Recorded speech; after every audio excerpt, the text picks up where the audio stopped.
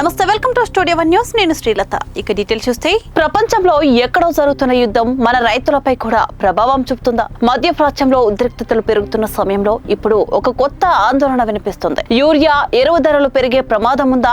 రైతులకు అత్యంత అవసరమైన ఈ ఎరువు భవిష్యత్తులో ఖరీదవుతుందా? ఈ యుద్ధం వ్యవసాయంపై ఎలా ప్రభావం చూపుతుంది? ఈ రోజు స్టూడియో వన్ న్యూస్ స్పెషల్ లో ఈ ముఖ్యమైన విషయాన్ని తెలుసుకుందాం. మధ్యప్రాచ్యం ప్రపంచానికి అత్యంత కీలకమైన ప్రాంతం. ఈ ప్రాంతం నుంచి ప్రపంచానికి పెద్ద మొత్తంలో చమురు మరియు సహజ వాయువు సరఫరా అవుతుంది. అక్కడ యుద్ధం లేదా ఉద్రిక్తతలు పెరిగితే ఈ సరఫరాపై ప్రభావం పడే అవకాశం ఉంటుంది. ఇంధన ధరలు పెరిగితే దాని ప్రభావం అనేక రంగాలపై పడుతుంది. అందులో ముఖ్యమైనది ఎరువుల పరిశ్రమ. యూరియా ఎరువు తయారీలో ఒక ముఖ్యమైన వనరు సహజ వాయువు. ప్రపంచంలో తయారయ్యే యూరియాలో పెద్ద భాగం సహజ వాయువుతో తయారవుతుంది. అందుకే గ్యాస్ ధరలు పెరిగితే ఎరువుల తయారీ కూడా ఖర్చు కూడా పెరుగుతుంది. ఇది ప్రపంచ మార్కెట్ లో ఇప్పటికే ఎన్నో సార్లు కనిపించింది. భారత్ ఒక వ్యవసాయ దేశం. మన దేశంలో కోట్లాది రైతులు ప్రతి సీజన్ లో యూరియా ఎరువును ఉపయోగిస్తారు.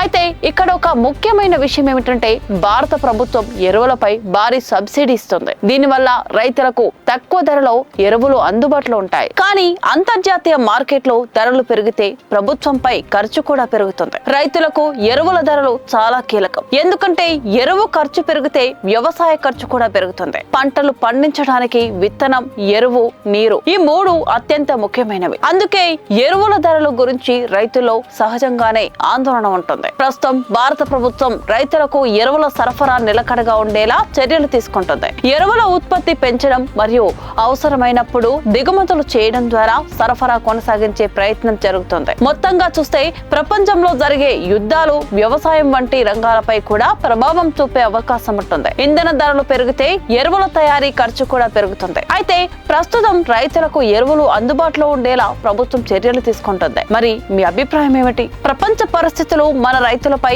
ఎంత ప్రభావం చూపుతాయని మీరు భావిస్తున్నారు? మీ అభిప్రాయాన్ని కామెంట్స్ లో తెలియజేయండి.